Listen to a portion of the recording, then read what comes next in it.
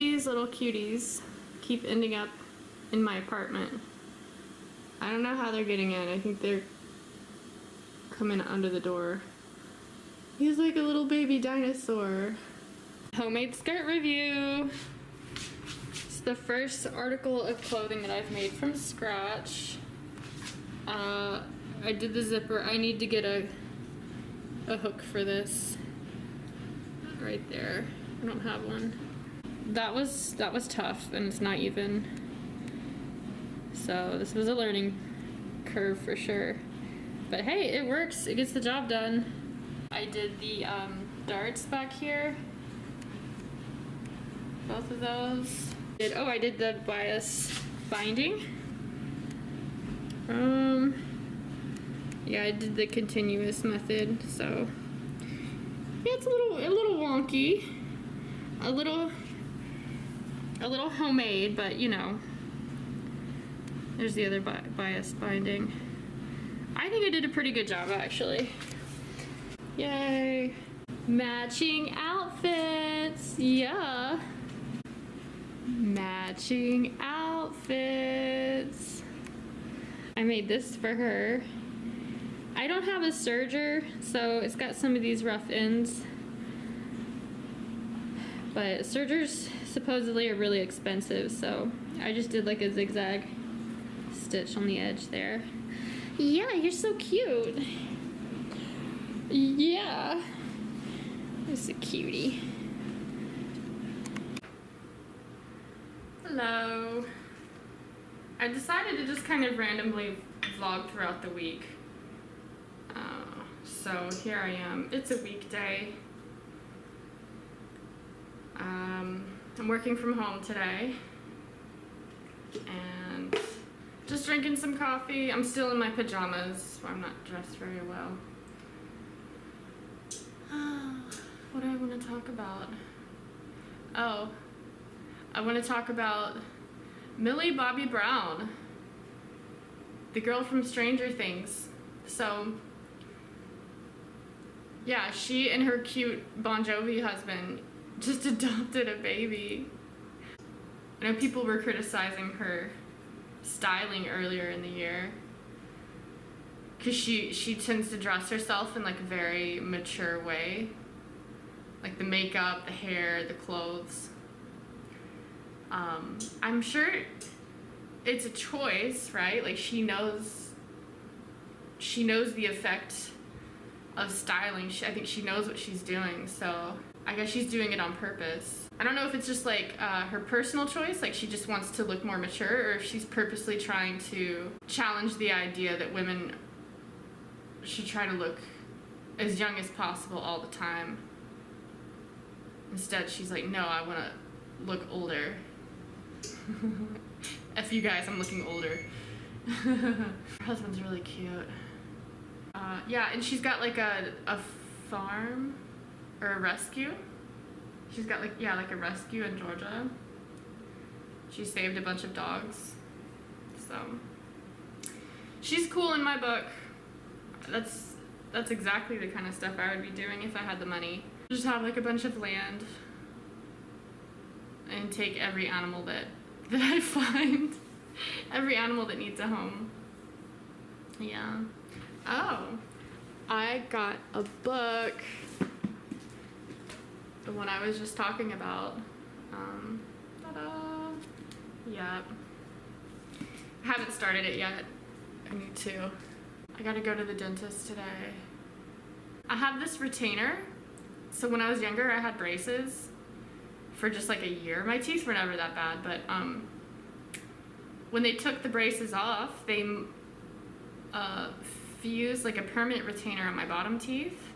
But they didn't tell us they were gonna do it, they just did it. And we were like, is this normal? And they're like, yeah. And I hate it. I've had it since I was like 16. And, you know, food gets stuck in there, it's gross. I have to clean it, and you can't take it off, it's fused on. And so the dentist said he could take it off and just make me like a one that I can take on and off at night. And I need a new one for my top teeth as well, because that thing is old. and really gross looking. It's like half gone by now, the plastic one. It looks like an ancient relic or something. Oh, you know what? I feel there's a hint of fall in the air, just a little bit. And it's actually like in the 70s this morning, which is really nice. Such a relief. I need to decide on my next sewing project. I worked on that skirt like all day Saturday. My perfume is lost in the mail. So I just got back from the dentist and I got my permanent retainer removed, which I've had for 19 years. It's on the bottom. And not only that, but then they're gonna make like new removable ones for me. And I only have like a top one, like a removable one. And I showed the dentist, I don't know why, I took it with me and I showed the dentist. I was just like, wow, look at that. He's like, yeah, it's like, that's been through it. And then I was like, oh, I don't know why I showed you that. And then he said, well, who else are you gonna show?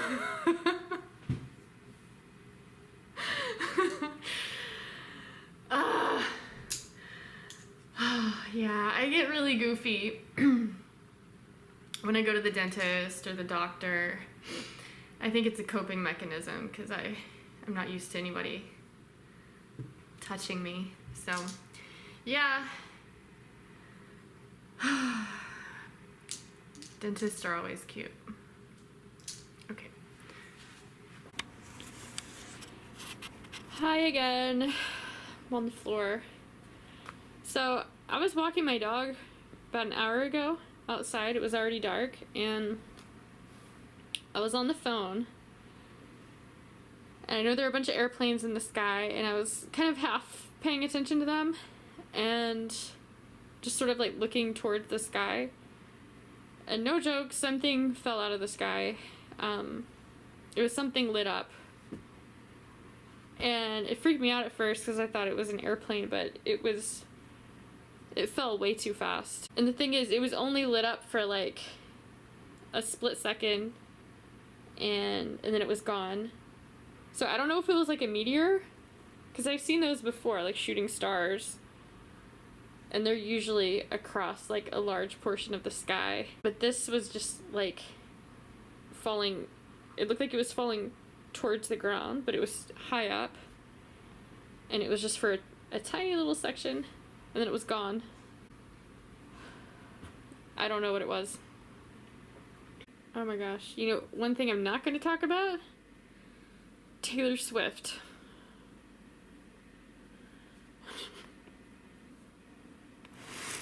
Oh.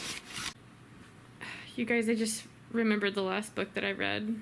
It was World War Z. And it's like an anthology style, which I think is good and underutilized.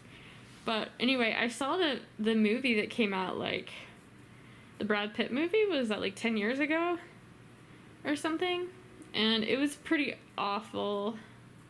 The movie was, like, the plot was just all over the place. I think it had to go through like several rewrites and like even reshoots. Yeah, the book was cool. That same author, was it Max Brooks? He wrote another one called De-Evolution, which I heard was really good, and that's on my list also. Things have been pretty weird at work. I kind of want to talk about podcasts. So this one took me several tries to get into because I didn't really... I mean, the presenters, you can tell they're not professional public speakers, but the topics are interesting enough, so I've heard most of them. It's this one. I listened to this one a lot. I love Conan O'Brien. He's my favorite talk show host. Sona is really funny. This one's good. I don't really listen to it anymore, but his old episodes were good. Imaginary Worlds. Yeah. Talks about fiction, basically, like all kinds of fiction. This was good. 20,000 Hertz. It's like audio, all things audio. I think he's like a sound engineer or something. I used to listen to this one. I haven't listened to it in a few years, but That guy's on YouTube. He's pretty funny. He does those videos where he makes fun of white girls in the fall. If you guys know who Review Bra is, I love this. I fall asleep to this all the time because he never gets loud, and his voice is always even and smooth. He's very monotone, and he can just drone on and on about a subject. Perfect for sleeping. But I do listen to it while I'm awake too, and then I play old episodes to sleep. I have a favorite episode, if I can find it. I can't find it, but there was one episode where he was talking about Bigfoot, and it was probably one of the funniest things I've ever heard. But I don't want to give it away. Archive 81. This one. I saw the TV show. I enjoyed it. It's a little creepy. I don't think they ever made a follow-up. Kind of left off on a cliffhanger. But it was based on this podcast, which I've never actually listened to the podcast, but it's on here. Limetown. I remember listening to that a few years ago. It was good. I think they made a TV series out of that too, but I've never seen it. The Left-Right Game.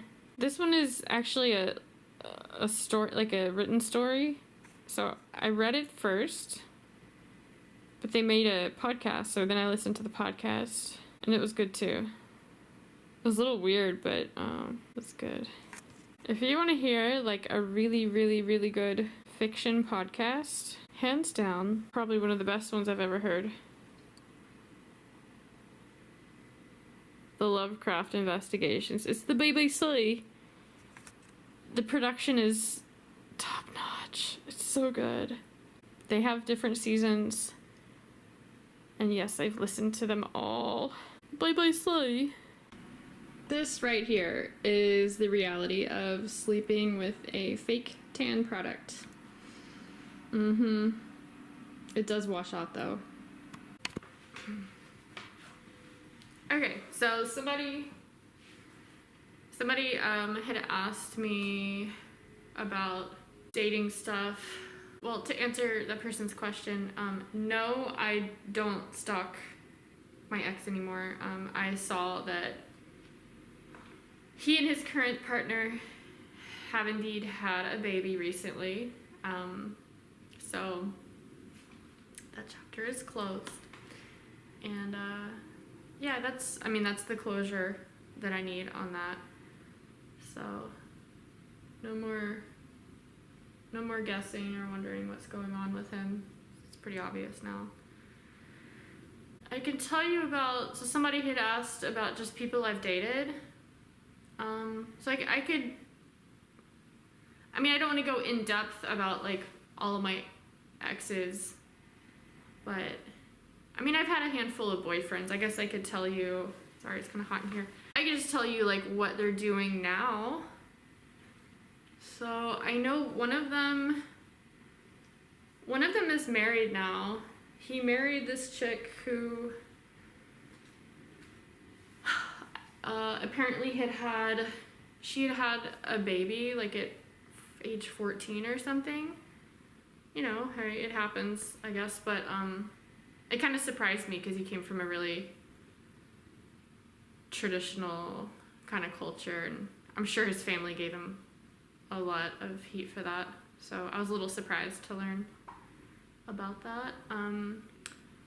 Another guy that I used to date, I'm pretty certain he's now gay. Yeah.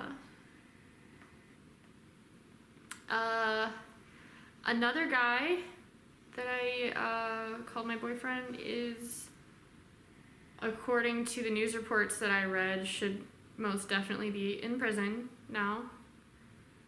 Yep. Yeah, he wasn't doing that stuff when I was with him, and we only were together like a very short amount of time. All of my relationships have been really short. I end them all. I have very little tolerance for people's crap. I mean, he wasn't like a monster. It's just he had some issues, and you know, that's how his issues were expressed. Actually, it's kind of a sad situation, like with his whole family, and I hope they're okay now. Not a bad guy, actually, pretty decent person. But anyway, that's one, and then the most recent one's the one that had the baby, and that's the one that, I mean, that ended 4 years ago. Just the constant like push and pull. It's like being with him felt like being pushed and pulled at the same time, and it really messed with my head. I was thinking about it. He's probably doing, I'm sure, something very similar to the person he's with now. Because I know one of the things he told me was, and I think this was after he proposed to, yeah, this was after he proposed to me. He said, "I don't see the point of being with you." Yeah. So, obviously I didn't stick around much longer after that, but I can only imagine he's probably telling the chick that he's with now, "Oh, I don't see the point of marrying you. We're already together. We already have a baby." Because I'm sure she probably wants a huge, grand festival for a wedding and a ring and all that stuff. And when I was stalking the profiles, they didn't have any of that. No ring, no engagement, nothing. So he's probably telling her the same thing, like, what's the point? It's like he just doesn't want to officially commit to someone, but it's like, all right, well, she got you now. Like, she's got her child support payments and an anchor baby, so. Anyway, yeah, I don't want to talk about that guy anymore. I've spent enough energy trying to figure him out. I'll talk about other, those were like actual boyfriends, people that I was in a relationship with and trying to make something work. I can tell you about dates that I've been on, because there have been a few times in my life where I purposely and intentionally was trying to go on a lot of dates to meet people. And I want to define date. It means meeting someone for coffee or dinner and having a nice chit chat, and then you say bye. Okay, that's a date. Seems not everybody's on the same page about that. Well, I've been on plenty of dates that were just like fine. You just like have a decent conversation, and then you're just like, okay, bye, and then you never see them again, and there's nobody, I don't know, there's just nothing really there. And I wonder if maybe those were the people that probably would have been decent partners. Because I'm finding when people are really aggressive, it's because they're on the hunt, right? I think healthy, well-adjusted people are not desperate for a relationship. And so when you get two normal, healthy people together, they're just gonna be like, hey, okay, bye. Relationship dynamics are usually like one toxic partner and one non-toxic partner who was pursued by them, because they need like the fuel, or they need someone to control or manipulate, right? Like, I can't think of any couples who both seem like really great people. Like, personally, I don't know of anybody. It always seems like one of them is like not pulling their weight. Yeah, dates that I've been on. So yeah, when I was younger, well, okay, first of all, I don't have like family members to like match make for me. They don't know anybody. I don't have any friends, so I've never had people try to, hook me up with someone else they know. Never had that.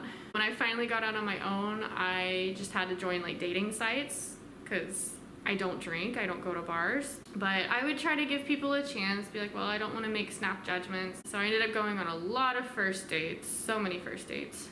One really bad date I can think of, this guy was like a really picky eater. Like, he didn't like anything. Oh, and he lied about his height. He was like, I'm 5 foot whatever. And then I meet him in person, and I'm like, I didn't say anything because, I don't want to poke at someone's insecurities. He clearly was a good 2 inches shorter than because he claimed he was my height. So it's like, dude, I'm looking down at you. Like, you think I won't know? If you're gonna lie about something so blatantly obvious, like your height, what else are you lying about? It's like how people lie on their resume. It's like, what, you think you're gonna get into the interview and like pass all of their technical questions with flying colors? It's like, why would you lie about it? Just be honest.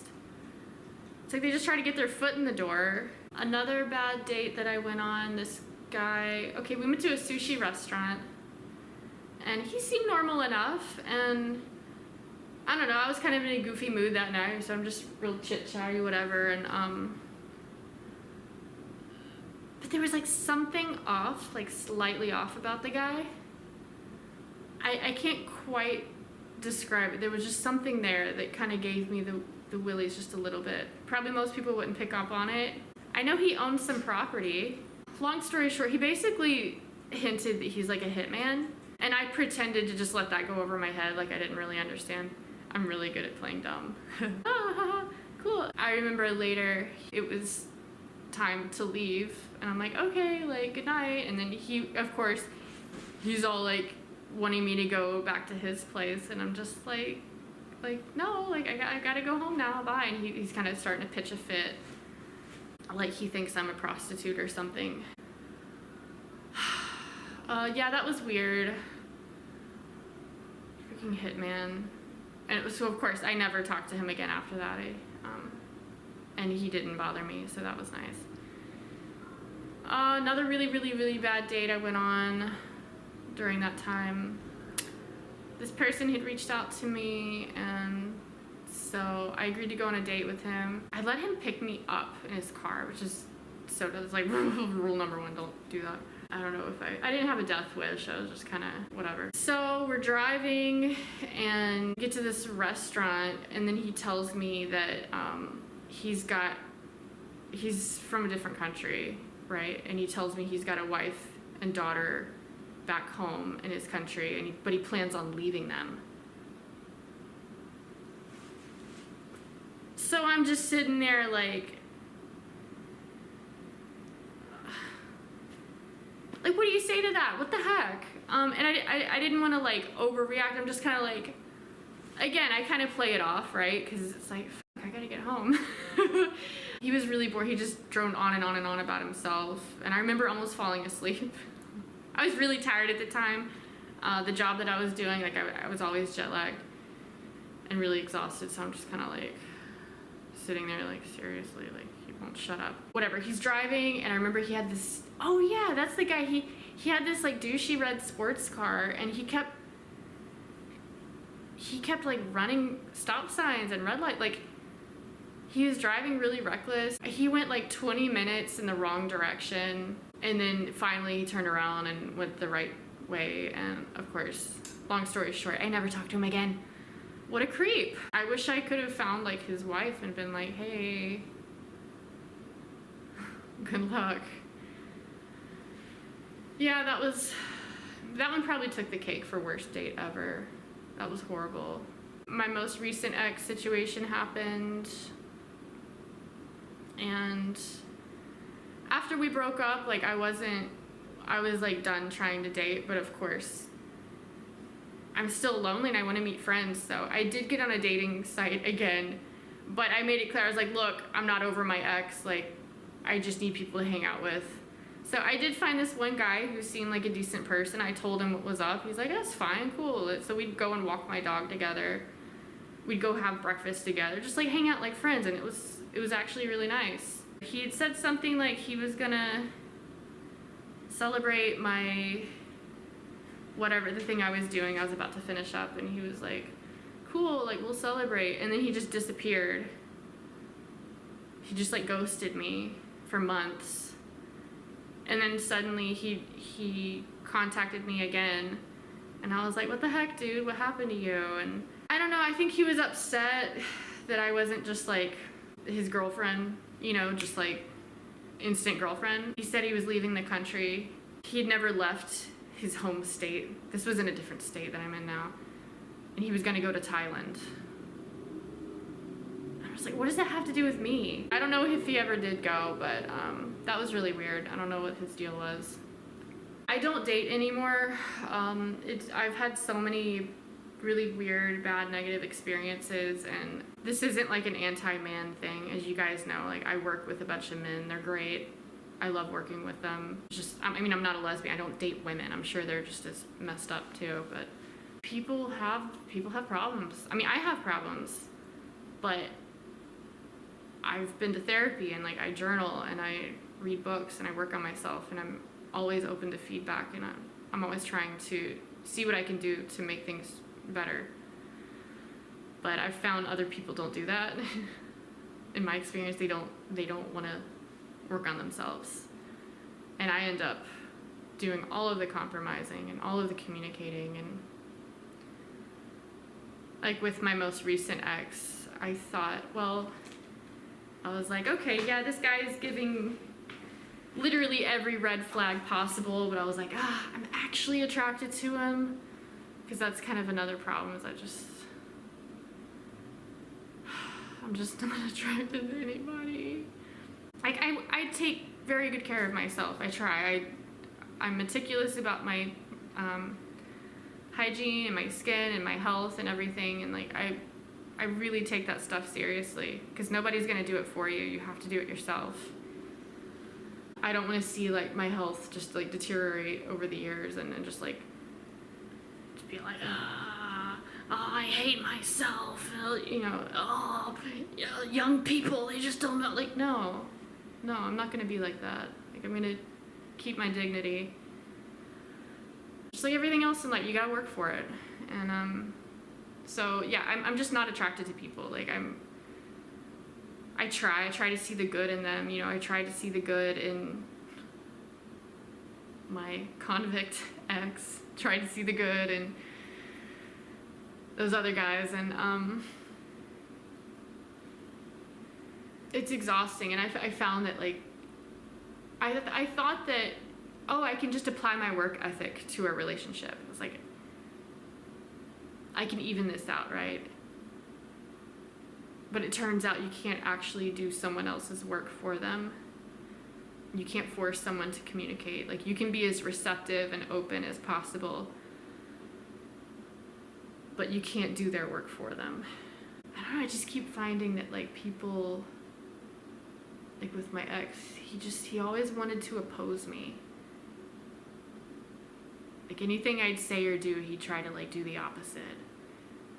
Like, he was just constantly trying to fight with me, and it was really odd, because I don't have like a strong personality. I'm not conflict driven. I'm not confrontational. I was so gentle with him, and he didn't want to meet me on the same page.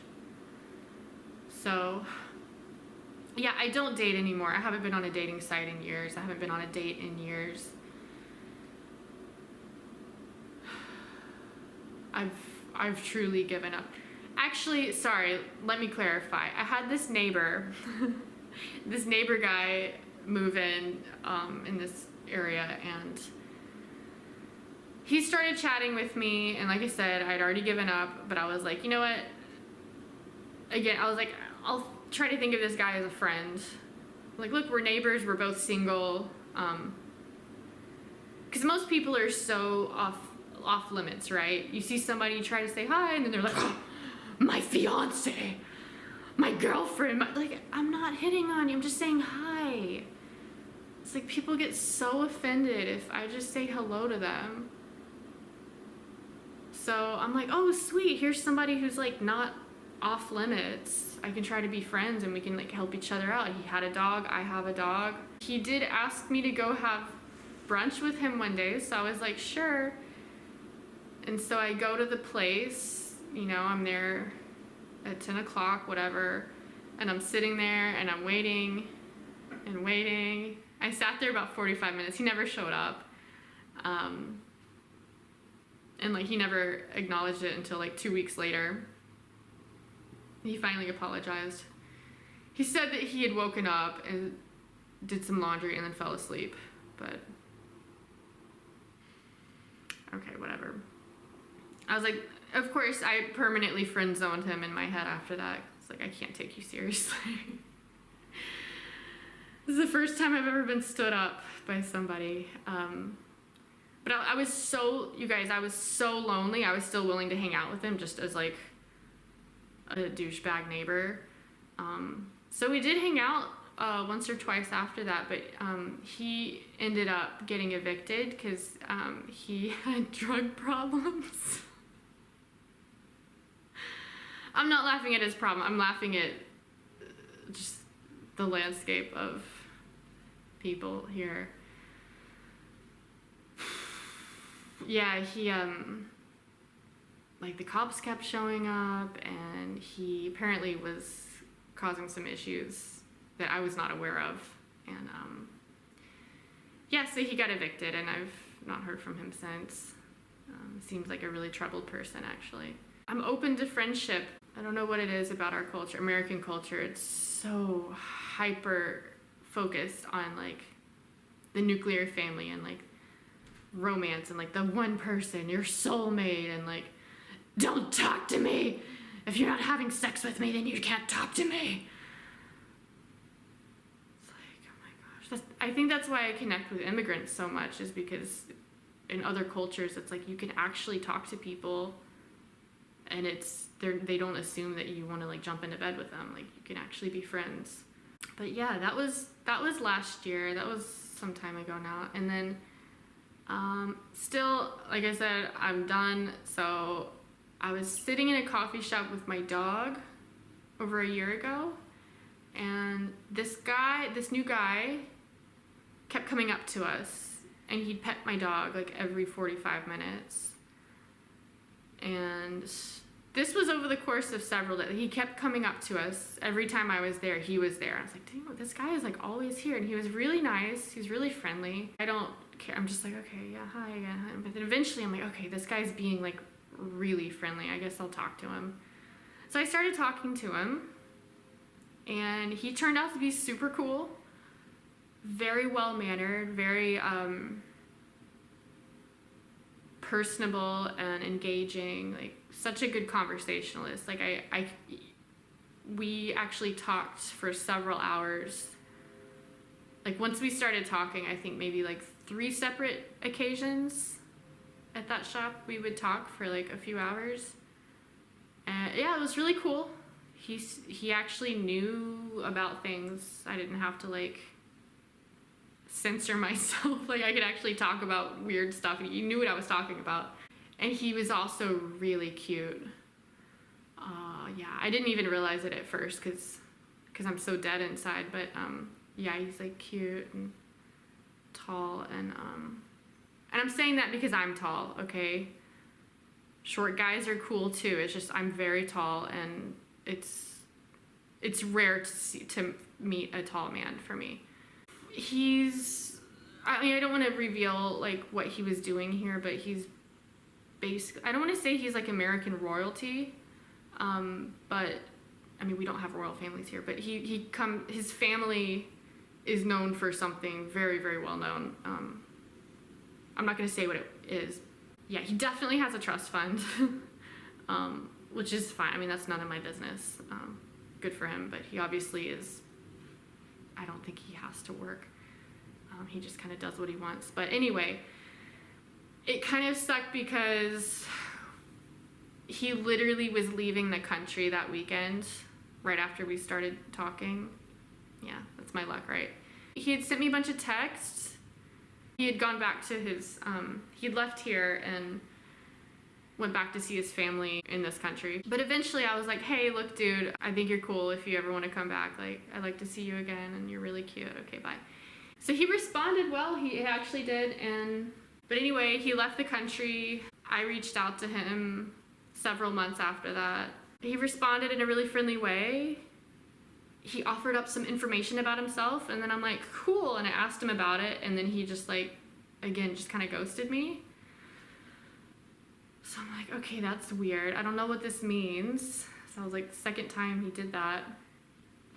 And then suddenly 8 months later, just the other day, he texts me again out of the blue. I'd already let it go. I was like, whatever, I'm not gonna keep reaching out to this guy. He's just like, hey, I'm back in the US for a bit. How's it going? Whatever. So I respond and we kind of chit chat, and then I ask him something, and again he just like disappears for a full 2 days. And so I finally sent a Hail Mary. I was just like, I noticed you tend to go silent a lot. I don't know what this means, but if you're ready to actually connect in a more meaningful way, you know how to find me. And he actually responded this morning. He did respond. I don't know what to say now. It's like, I can understand it'd be weird for him. It's like, I don't know if I need to invite him here to come hang out with me, right? I don't know if he was trying to see like if I could have gotten into a relationship since then, and he doesn't want to be like, hey, I'm coming back to see you. But I responded in a very friendly way, so I think it's pretty obvious, like I'm definitely single.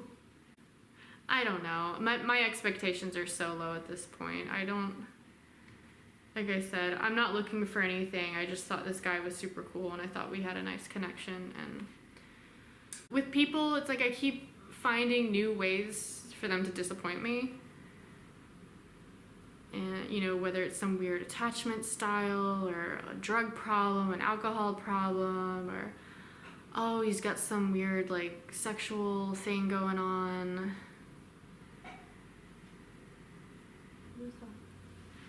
I've never been driven by appearances, and by that I mean like social status and like, oh, what will everybody think of me because I'm, whatever age and I'm still single. Like, I don't care. I really don't. Like, I don't know anybody. I've never, as an adult, I've never been invited to a wedding. I have no friends. I don't know other women. My own siblings don't talk to me. I am really isolated. We'll see about this guy. I don't know if he's gonna actually come hang out with me or not. It's just weird. His texting habits are so different from how he is in person. In person, he's very conscientious, so you'd think he'd be a little bit more like that over the phone too. Or maybe he's just not used to like accountability, or maybe it's a little more nefarious. Maybe he just likes to travel around and know that, oh, there's some chick like in every place he's lived at that likes him, and he likes to reach out periodically just to get like an ego boost. You never know what people are up to. Hope that was interesting. Adventures in dating. Is it similar for you guys? Oh, by the way, what I said last week, it wasn't my boss who said that weird stuff. It was this other person I work with. Yeah, just want to clarify. My boss isn't that creepy. I don't know what I'm going to say to this guy. I'm afraid I'm going to answer and then he'll just like ignore me again. Thanks for watching. Bye-bye.